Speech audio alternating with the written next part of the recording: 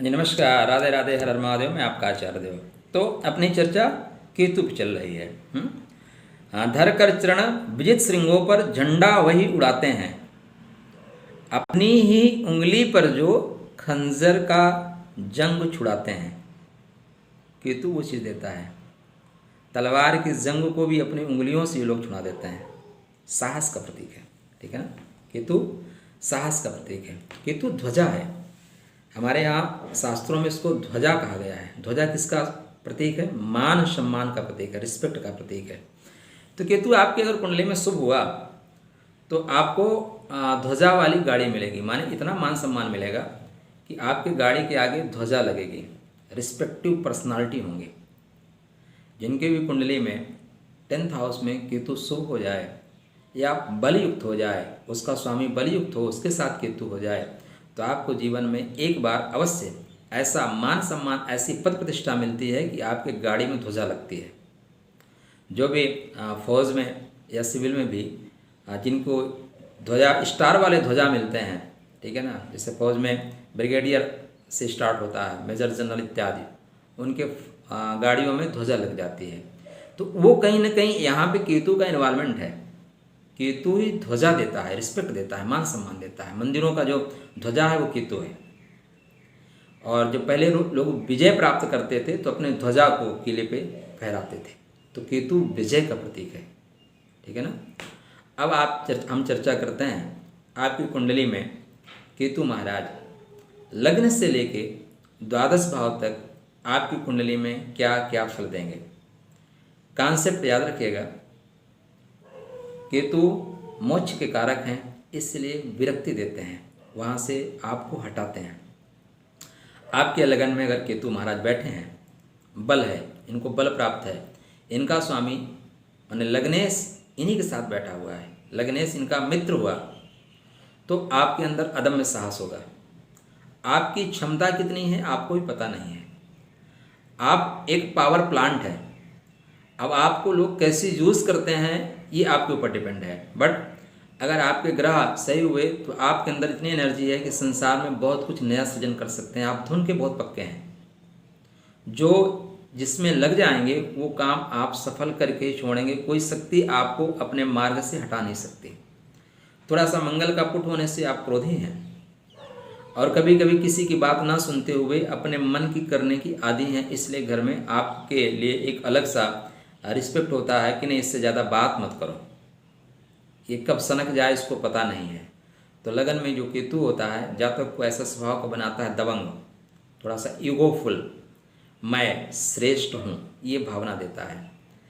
अब यहाँ का लग्न का लग्न पे बैठा हुआ केतु ही बताता है कि अपने शरीर पे बहुत ध्यान मत दो। आप सेल्फिश टाइप हैं। आपको अपनापन माने खुद बहुत प्यारे हैं। आप खुद के लिए आप बहुत रिस्पेक्ट करते हैं, सब कुछ खुद के लिए चाहिए। केतु ये कहता है कि इस प्रवृत्ति को छोड़ो, मोक्ष का मार्ग तुमसे एक कदम दूर है। कितने कदम दूर है? एक कदम ही दूर है। लेकिन जब तक इस ईगो को पालोगे, मैं श्रेष्ठ हूँ, वहम है, एक अहम बना हुआ है मैं, जब तक मैं करते रहोगे तो ये जन्म जन्मांतर का ये जो श्रृंखला है चलती रहेगी। बकरी की तरह काटते रहोगे। मैं का परित्याग करो, मोक्ष का मार्ग आपके लिए प्रशस्त है। केतु को दृष्टि भी दी गई है गुरु की तरह, लेकिन ये राहु का पार्ट है। राहु छाया ग्रह, उसका पार्ट है। फिर भी यहाँ पे लगन से पंचम दृष्टि पंचम भाव पर होने से संतान और एजुकेशन संबंधी कष्ट मिलते हैं। सप्तम भाव पर दृष्टि होने से केतु शुभ करना चाहेगा, लेकिन वहाँ पे राहु उपस्थित होने से दाम्पत्य जीवन खराब कर देता है। एक चीज़ और याद रखिएगा, केतु उतना बुरा नहीं है। केतु बुरा है ही नहीं, बुरा तो राहु है। बुरे व्यक्ति के संगत में रहने से जातक बुरा हो जाता है। महिमा घटी समुद्र की, रावण बसा पड़ोस। अगर समुद्र के पास रावण ना होता तो समुद्र में पुल ना बनता। तो राहु से 180 डिग्री माने बिल्कुल सामने होने पे, दोनों के एक साथ सामने देखने से केतु को बुरा मान लिया गया है। लेकिन केतु वास्तव में बुरा नहीं है। नवम दृष्टि धर्म भाव पर होने से आप धार्मिक होंगे और धर्म के मामले में आपको रुचि होगी और धार्मिक लोगों का आप रिस्पेक्ट करेंगे। सेकंड हाउस में केतु, अचानक धन की प्राप्ति, अचानक विचार, ऐसे ऐसे थाट्स आएंगे जो आपके थाट्स से लोग चकित रह जाएंगे। अरे ऐसे कैसे आपने बोल दिया, ऐसे कैसे सोच लिया। अचानक विचार, अचानक आपकी लेखनी में इतना दम आ जाएगा या वाणी में कि आप ऐसी नई चीज़ बता देंगे, नया सूत्र समाज को बता देंगे, समाज दंग रह जाएगा। थोड़ा सा वाणी में कड़वाहट, मंगल है ना, मंगल का प्रभाव है, तो वाणी में ओज ज़्यादा होगा, तेज ज़्यादा होगा, कड़वाहट हो जाएगी। और खान पान में, और राहु का प्रभाव लेके केतु धूम्रपान में कराता है। सेकंड हाउस में बैठा हुआ केतु कहीं ना कहीं जातक को, क्योंकि राहु की दृष्टि में है और कटा हुआ धड़ है, तो जैसे आदेश मिलेगा वैसे काम करेगा। तो यहाँ पे नशा इत्यादि की प्रवृत्ति भी हो जाती है। तीखा बोलना, कुटुंब में भी विरक्ति, अगर आप कुटुंब से दूर हुए, अपने कुटुंबों से लगाव आपका कम हुआ, या उनका उचित मान सम्मान, जितना आपकी जिम्मेदारी है उतना निर्वहन कर पाए, तो आप मोक्ष से 2 कदम ही दूर हैं। कितने कदम? 2 कदम ही दूर हैं। इसकी पंचम दृष्टि खष्टम भाव पर होने से शत्रुओं के लिए उपचार कर लेता है, ठीक है ना। वो एन केन प्रकार प्रेम से मान जाओ तो ठीक है, नहीं तो सठम साठ्यम समाचरे। सप्तम दृष्टि अष्टम भाव पर होने पर गुप्त धन की प्राप्ति होती है, ससुराल से धन मिलता है। ऐसे लोगों को जो जमीन से संबंधित है, जमीन के नीचे गड़ा हुआ धन होता है ना, वो ऐसे लोगों को ही प्राप्त होता है। तो यहाँ पे सप्तम दृष्टि जमीन के नीचे गड़ा धन देती है। राहु की नवम दृष्टि दशम भाव पर, अगर यहाँ का प्लेनेट मित्र हुआ तो पिता संबंध अच्छे रहेंगे, राज्य सरकार संबंध अच्छे रहेंगे, और आप इन सारी स्थितियों से अपने आप को ऊपर उठाते जाएंगे। माने पिता से भी एक कदम आप ऊपर जा सकते हैं, लेकिन शुभ हुआ तो। थर्ड हाउस में केतु भाइयों के लिए हानिकारक है, मंगल जैसा है। मंगल जैसे थर्ड हाउस में बैठ के छोटे भाइयों को नहीं होने देता है, छोटे भाइयों से दुराव कर देता है। सेम केतु भी वही करता है, छोटे भाइयों से आपस में वैमनस्य की स्थिति पैदा कर देता है। आपकी लेखनी में बहुत अच्छी नहीं रहती, आपके हाथ बहुत तेज़ी से चल जाते हैं, आप छोटी छोटी बातों पे लोगों के ऊपर हाथ उठा देते हैं। दोस्तों से भी आपका दुराव इसीलिए हो जाता है क्योंकि दोस्त भी आपके इन्हीं आदतों की वजह से तंग आ जाते हैं। केतु की पंचम दृष्टि सप्तम भाव पर होने से दाम्पत्य संबंधी कष्ट मिलते हैं, क्योंकि आप चाहते हैं कि पत्नी बहुत तेज रहे, एक्स्ट्रा काम करे, ठीक है, जीवन साथी एक्स्ट्रा काम करे। सप्तम दृष्टि भाग्य भाव पर होने से कर्म के द्वारा, मेहनत के द्वारा आपके भाग्य के दरवाजे खुल सकते हैं, लेकिन राहु की उपस्थिति आपको धर्म का कार्य करने नहीं देगी, यहाँ आप धर्म का काम नहीं कर पाते। राहु की प्रवृत्ति आपको योग की जगह, मंत्र पूजा की जगह तंत्र में ले जाएगी। तो तांत्रिक प्रयोग करेंगे, अपने शक्तियों का उपयोग तंत्र के माध्यम से समाज में करेंगे। अब उसका आप जैसे उपयोग करेंगे वैसे जन्मचक्र आपके साथ लागू हो जाएगा। एकादश भाव पे केतु की नवम दृष्टि होने से ठीक है, पराक्रम का स्वामी जब भी लाभ भाव को देखे, लाभ भाव से एक्सचेंज करे, तो स्वभुज बल निर्मित योग बनता है। सेल्फ मेड एक वर्ड होता है, सेल्फ मेड, ऐसे जातक सेल्फ मेड होते हैं, तो यहाँ पे अच्छा है। अब आप अपने मोक्ष के मार्ग से 4 कदम दूर हैं, ठीक है ना। चतुर्थ भाव में केतु, भूमि भवन वाहन के सुख में विघ्न। हाँ, यहाँ पे अगर केतु पावरफुल हुआ, मित्र के घर में हुआ, जिन ग्रहों को अपना मित्र मानता है उनके सपोर्ट में हुआ, तो आपको बहुत ज़्यादा भूमि भवन वाहन, भूमि इनको गिफ्ट में मिल जाती है, ननिहाल से, ससुराल से इनको गिफ्ट में मिल जाएगी, 10 बीघे 5 बीघे, घर भी गिफ्ट में मिल जाते हैं। लेकिन अगर केतु यहाँ ठीक नहीं हुआ तो माँ के स्वास्थ्य को खराब कर देगा। कभी कभी ऐसा देखा गया चतुर्थेश कमजोर हुआ, जहाँ पे केतु की उपस्थिति माँ को बाल्याकाल में ही अलग कर देती है, माने बाल्यावस्था से ही माँ का सुख नहीं मिलता। अब आजकल तो एक और परेशानी आ गई कि बच्चों को लोग 5th क्लास में हॉस्टल में डाल देते हैं, तो कहीं ना कहीं उनकी कुंडली में भी केतु का इन्वायरमेंट ऐसे दिखा जाता है। लेकिन वहाँ पे 4th हाउस का लाड मजबूत होता है, माँ रहेगी, माँ के सुख में कमी आएगी लेकिन माँ रहेगी। बट 4th हाउस का लाड अगर कमज़ोर हुआ तो माँ नहीं रहती हैं। अब यहाँ पे जो पंचम दृष्टि है वो अष्टम भाव पर होने से खोजी प्रवृत्ति के होते हैं, गूढ़ ज्ञान। केतु क्या है ना, जंगलों का प्रतीक है, केतु प्रकृति का प्रतीक है, केतु नेचर से कनेक्ट है, नेचर की कनेक्टिविटी केतु को पता है, केतु को वास्तु बहुत पता है, ठीक है ना। आखिर भगवान राम ने हनुमान जी को अंगूठी क्यों दी, हनुमान जी को ये अंगूठी क्यों दी और लोगों को क्यों नहीं दी? क्योंकि उनको पता था कि पहली बात तो भगवान है, शिव जी के अवतार हैं, लेकिन अगर उस थोड़ा सा उससे हट के सोचिए ना, तो हनुमान जी को प्रकृति का बहुत पता था, कौन सा पहाड़ किस रास्ते से जाना है, नेचर उनको बहुत पता था, ठीक है ना। वास्तु की उनको परफेक्ट जानकारी थी, 100% वास्तुविद थे, इसलिए वो सीधे लंका की ओर प्रस्थान किए। इसलिए भगवान को पता था ये बंदा पहुँचेगा लंका में, और हनुमान जी ने वहाँ पे लंका में चमत्कार भी दिखाया, हरे प्रेर देते हैं अवसर मरुत चले 49, कौन कर सकता था। तो ये आपको नेचर से कनेक्ट करता है, आपको नेचर का पता होता है किस जंगल में कौन सी जड़ी बूटी, किस जंगल में कौन सा फल, किस जंगल में कौन सा पानी। और जो लोग नेचर से कनेक्ट होते हैं ना, वो अद्भुत क्षमता होती है। जैसे अभी अब प्रेजेंट टाइम में आदरणीय मोदी जी, अद्भुत क्षमता, नेचर से कनेक्ट है, नेचर से एनर्जी मिलती है। तो पंचम दृष्टि अष्टम भाव पर होने में खोजी प्रवृत्ति, नेचर से कनेक्टिविटी और आध्यात्म का ज्ञान, सूक्ष्म तत्व की समझ। सप्तम दृष्टि कर्म भाव पर होने से सेम वही, राहु बैठा हुआ है तो पिता से संबंध आपके अच्छे नहीं होंगे, और यहाँ पे आपके जो ऑफिसर्स वर्ग हैं उनसे भी संबंध आपके बहुत मधुर नहीं होते। नवम दृष्टि सुख भाव पर और नवम दृष्टि व्यय भाव पर, मोक्ष के कारक के घर पे बोलता है क्या, लग्जेरियस लाइफ को छोड़ो, विलासिता को छोड़ो, विलासिता ही तुम्हें मोह के बंधन में बांध रखी है, और जब तक विलासिता को नहीं छोड़ोगे इस जन्म मरण के चक्र से नहीं छूट सकते। पंचम भाव में केतु, पंचम भाव के केतु में बहुतायत मैंने जो अनुभव किया है, आप लोग अपने भी कमेंट साझा करिएगा यहाँ पे, क्योंकि अनुभव के द्वारा ही सिद्धांत बनते हैं। पंचम भाव का केतु संतान संबंधी कष्ट देता है। पंचम भाव में केतु गर्भपात कराता है। अगर पंचमें शुभ नहीं हुआ तो शास्त्र ये बोलते हैं कि मृतक संतान का मुख देखने का ही सुख मिलेगा, और ऐसे मैंने देखा है कई कुंडलियों में।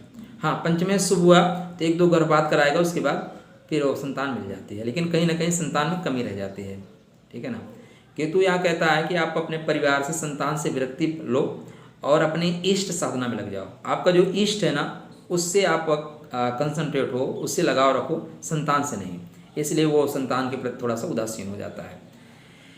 हाँ, पंचम दृष्टि सेम नवम भाव पर होने से धर्म के मामले में ठीक है, धर्म के मामले में आपकी अच्छी रुचि रहेगी, धर्मार्थ काम आप करेंगे।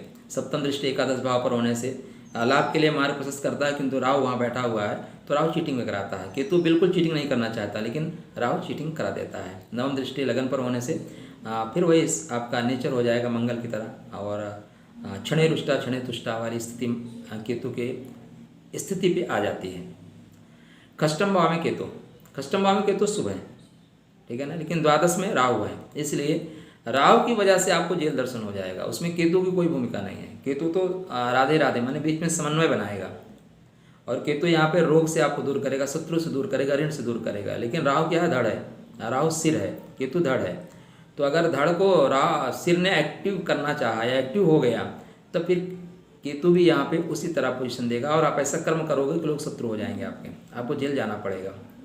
सप्तम दृष्टि व्यवहार पर होने से राहु अपने अनुसार उस दृष्टि को खींच लेगा और उसके अनुसार काम कराएगा। और पंचम दृष्टि कर्म भाव पर होने से यहाँ पे जैसी राशियाँ उसके अनुसार फल देगा। नवम दृष्टि धन भाव पर होने से धन संबंधी, कुटुंब संबंधी कष्ट मिलते ही मिलते हैं। सप्तम भाव में केतु, अच्छा यहाँ पे केतु थोड़ा शत्रुओं से दूर करने की कोशिश करता है, लेकिन राहु जब करने दो तो। सप्तम में केतु दाम्पत्य जीवन संबंधी कष्ट मिलता है। सप्तम का जो केतु है ना, अतृप्ति देता है, सुख जहाँ से मिलना चाहिए वहाँ से नहीं मिलता, और उस सुख की खोज में व्यक्ति दर बदर भटकता है। सिंपल सा थाट है, अगर आपको घर में खाना नहीं मिलेगा तो आप बाहर जाकर होटल में खाना खाओगे, कल इस होटल में, परसों इस होटल में, तो तृप्ति नहीं मिलेगी। केतु सप्तम का जो है तृप्ति नहीं देने देता। लाइफ पार्टनर ऐसा होता है, वो छोटी छोटी बातों पर खींचातानी करता रहता है। जहाँ आप प्रेम करना चाहोगे वो खींचातानी शुरू करेगा, तो आपसे धीरे धीरे आपका प्रेम से मन खत्म हो जाएगा।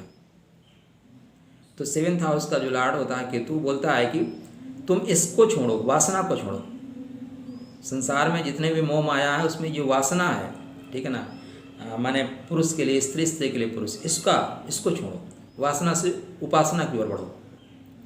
औरत जो है तुम्हारे लिए या जीवन साथी तुम्हारे लिए वासना नहीं है, उसको उपासना बनाओ, तब मैं तुम्हें मोक्ष का मार्ग प्रशस्त करूँगा या मोक्ष का मार्ग प्रदान करूँगा।